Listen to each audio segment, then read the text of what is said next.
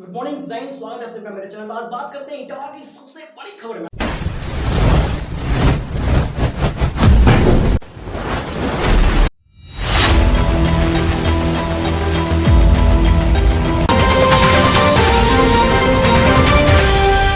इटावा से एक बड़ी खबर निकल के आ रही है कि एक यादव कथावाचक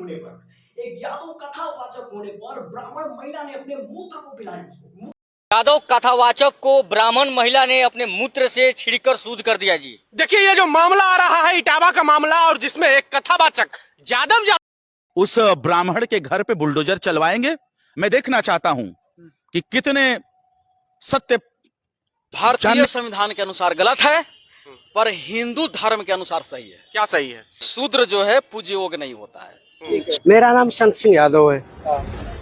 तो जब हम वहाँ गए तो चूंकि अछल्ला के पास का गांव है, कहाँ के रहने वाले, तो हमने काम रहने वाले तो कानपुर के हैं। अछल्ला भी हमको हो गए 20 साल रहते क्या काम करते हो, तो हमने कहा पहले हम शिक्षक थे, स्कूल चलाते थे। बेटे का नाम जैसे आदि में हमने क्लिक किया तो उसका नाम लिख के आ गया राज यादव। इन्होंने कहा कि साले ये 103 देरी है यहाँ पे ब्राह्मणों के गांव में, तुम यादव होकर के चमार होकर के यहाँ भागवत कहने आए हो।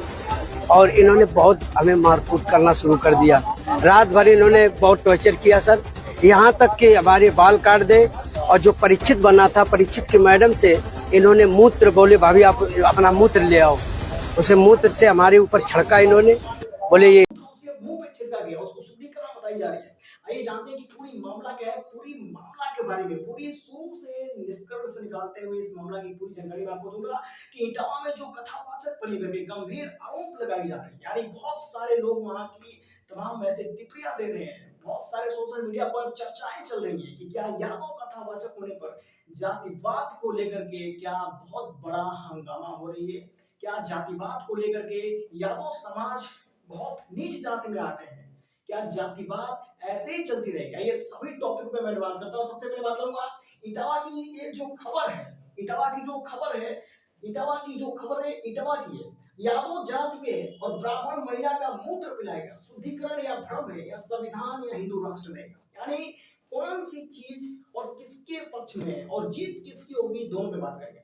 सबसे पहले बात करते हैं यादव कथावाचक। एक युवक जो यादव समाज यानी यादव जाति से, समाज तो पूरी दुनिया को ही कहते हैं, लेकिन जाति जो है उसका यादव की, जो हिंदू के बनाए हिंदू राष्ट्र में जातों और तमाम प्रकार के ऐसे पंक्तियां बनाई गई है, उन पंक्तियों में जाति से, यादव जात से आती है, यादव से। अब यादव जाति का होते हुए सबसे पहले उस व्यक्ति की कहानी जानते हैं। यादव जात से वास्तविक संबंध रखने वाला एक व्यक्ति, जिस व्यक्ति की सबसे पहले एक शिक्षक का कार्य कर रहा है, यानी स्कूल में, प्राइवेट स्कूल में कहीं पढ़ाता था, तो बीजेपी सरकार में बहुत सारे प्राइवेट स्कूल को बंद कर दिया गया, ऐसा उसका बयानों में कहना है। और उसके बाद वो शिक्षक को छोड़ करके, यानी शिक्षा के क्षेत्र को छोड़ करके कथावाचक बनता है, यानी फिर वो एक कथावाचक बनकर के अपने जीवन का निर्माण करने लगता है। अब एक यादव जब कथावाचक बनता है तो देखिए यहाँ पर सबसे बड़ा खेल है कि यादव के कथावाचक होने पर आखिर लोग भड़के क्यों। इस यादव जो कथावाचक है, इनका एक गुरु है जो कि मुख्य कथावाचक है। मुख्य कथावाचक भी वो भी यादव है, देखिए ध्यान से देखिएगा, मुख्य कथावाचक भी यादव है। और ये भी जो उनके साथ उनकी मदद करते हैं, यानी सहायक है, जो ये भी कथावाचक, ये भी यादव ही है। और यह इसके बाद जैसे इटावा में एक कथावाचक शुरू हुई, यानी कथा शुरू हुई। इटावा में एक प्रोग्राम होती है, प्रोग्राम में कथा शुरू होती है। प्रोग्राम में जैसे कथा शुरू होती है तो कथा सुबह से लेकर के शाम तक, यानी तमाम ऐसे अपने प्रक्रियाओं और क्रियाकलापों के हिसाब से चल रही है। यानी कथा में कोई भी किसी भी प्रकार की कोई परेशानी नहीं नजर आ रही है जिसमें कहा जाए कि ये परेशानी थी, ये समस्या थी। कथा सुबह से लेकर शाम तक बढ़िया से चली। उसमें किसी व्यक्ति को या किसी ने कुछ कह दिया हो, किसी ना किसी माध्यम से वहां के लोगों को, जो वहां की जो समाज है वो ज्यादातर ब्राह्मण समाज थी, और इनको कथा कहने के लिए जो कथा का निमंत्रण जो दिया था वो भी किसी ने ब्राह्मण ने बुलाया था। और ये दोनों ही गए थे, एक गुरु और उनके एक शिष्य के रूप में सहायक गए थे। दोनों ही यादव जाति से, यादव जाति से वास्तविक संबंध रखते हैं। फिलहाल मामला यहाँ बिगड़ा कि सुबह से शाम तक कथा पूरी तरह से अपनी प्रक्रिया के हिसाब से, पूजा पाठ के हिसाब से, अपने क्रियाकलाप के हिसाब से चल रही थी, कोई परेशानी नहीं थी। फिर बीच में अचानक कहीं से मैसेज आता है और कोई व्यक्ति उनको बता देता है कि जो कथा कह रहे हैं यहाँ पे आपकी ब्राह्मण समाज में आकर के जो ब्राह्मण के बैठे, दरअसल वो ब्राह्मण है ही नहीं, वो तो एक यादव है। और यादव एक सूत्र में यानी नीची जात में वो गिनती करते हैं ब्राह्मण लोग। और ब्राह्मण लोग जैसे एक शूद्र को यानी एक यादव को एक नीची जात में चमार बताया, यादव होने के बावजूद भी सोशल मीडिया पे चमार बताया जा रहा है कि चमार है तो ये शूद्र है, कैसे कथा कह सकता है। बातें यहाँ पे शाम के समय बढ़ गई और शाम का समय जब हुआ उस कथावाचक को वहां से उठाया गया। देखिए उसके मुख्य कथावाचक भी यादव है लेकिन उसको नहीं बोला गया, लेकिन जो उसका सहायक है जो उसका शिष्य है वो यादव जाति से और उसका कथावाचक होने पर लोगों ने उंगली उठा दी, वहां की ब्राह्मण समाज ने उंगली उठा दी और उस व्यक्ति को उठा करके भरी पूजा से यानी भरी दरबार में चल रही कथा से डायरेक्ट उठा करके ले करके घर में गए। घर में ले जाकर खूब बढ़िया से पहले उसको कूटे, मारपीट किए, उसके साथ बातचीत किए कि तुम कौन हो, किस जाति के हो। उसने पूरी अपनी खुलेआम सच्चाई बताया कि मैंने पहले पढ़ाने का काम शुरू किया था, आप मेरे घर पे जाके जानकारी प्राप्त कर सकते हैं। उससे उनकी आईडी मांगी जाती है कि आप अपना पहचान पत्र दिखाओ कि तुम किस जाति से हो। उस वक्त कथावाचक यानी यादव जो कथावाचक है अपनी पहचान पत्र यानी आधार कार्ड नहीं ले गए होते, तो उन्होंने अपने बेटी का अपने घर का नंबर दिया और बोला कि आप मेरे घर पे जाके जानकारी ले सकते हैं, मैं एक यादव हूँ। ये जानकारी कथावाचक यादव ने पूरी तरह से दिया था, लेकिन फिर भी वहां के ब्राह्मण लोगों ने उस यादव कथावाचक की जानकारी के लिए उस नंबर पर फोन किया और पता किया। जैसे पता चला कि उनकी बेटी एक यादव है, जैसे पता चला कि टाइटल जो है यादव का है, तुरंत फोन काट करके उनके साथ बदसलूकी से पेश आए, रात भर टॉर्चर किया, यहाँ तक कि यादव कथावाचक के यादव होने पर उसको चमार कह करके, निजी जात का कह करके, कितनी भी इतना सारा कचरा जो है, जितने भी मनी में कड़वाहट होती है, सब कुछ उसके ऊपर उठा देंगे। यानी गाली गलौज, बातचीत, मारपीट सब कुछ हो जाता है, सारी प्रक्रियाएं पूरी हो जाती है। अब बाद में फिर वही यादव कथावाचक को उसके बाल को छीलते हैं। वो ब्राह्मण समाज जो ज्ञान के देवता माने जाते हैं, जो ज्ञान यानी इस समाज में ब्राह्मण क्यों बनाया था, ब्राह्मण के समझिए ब्राह्मण इस ब्राह्मण ज्ञान दातक होते हैं, यानी उनसे ज्ञान को बांटने के लिए और ज्ञान की वृद्धि करने के लिए, समाज को दिशा देने के लिए ब्राह्मणों की प्रक्रिया उत्पत्ति बनाई गई थी। यानी जो ब्राह्मण शब्द है इसकी उत्पत्ति की गई थी कि आप समाज में रह करके समाज की स्वच्छता और समाज को अच्छे ज्ञान और समाज को सही रास्ता पे ले चलने का प्रयत्न करेंगे, सदैव इसके लिए आप समर्पित रहेंगे। लेकिन कहीं ना कहीं वो ब्राह्मण समाज अपनी युक्ति को छोड़ करके, अपने किसी को सही रास्ता पे ले चलना छोड़ करके कहीं ना कहीं जातिवाद का खेल खेल रहा है। इटावा में एक ऐसे यादव कथावाचक को पूरी रात बंधक बना के रखते हैं। महिला यानी किसी ब्राह्मण की महिला जो है घर में अपना मूत्र लेके आती है और उसका बाल छीना जाता है, उसके मूत्र को मुंह में डाला जाता है, उसके ऊपर मुंह पे छिड़का जाता है, मूत्र पिया, मूत्र से नहाया गया, मूत्र को छिड़काव किया गया यादव कथावाचक होने पर। और ऐसे दर्दनाक ऐसे घटिया कार्यक्रम ये सरकार के रहते हुए हो रही, जो हिंदू राष्ट्र की बात करते हैं। बीजेपी हिंदू राष्ट्र की बात करता है और हिंदू राष्ट्र की ऐसे मनोनीत को मानने के बावजूद भी ऐसे जाति के नाम पे एक यादव समाज की यानी यादव कथा जात के जो कथावाचक है उनके साथ इतनी बेरहमी से पेश आती है ब्राह्मणों की जाति। एक ब्राह्मण महिला अपने मूत्र को लाती है और मूत्र को मुंह पे लगाया जाता है, पिलाया जाता है और पैरों पे नाक रगड़वाई जाती है। और इतनी की घटना करने के बाद बताया जाता है कि अब तुम्हारी शुद्धिकरण हो गई। इस शुद्धिकरण थी मूत्र पिलाना और मूत्र छिड़कना या एक भ्रम था जो कि एक कहीं ना कहीं शाश्वत और हिंदू राष्ट्र की है।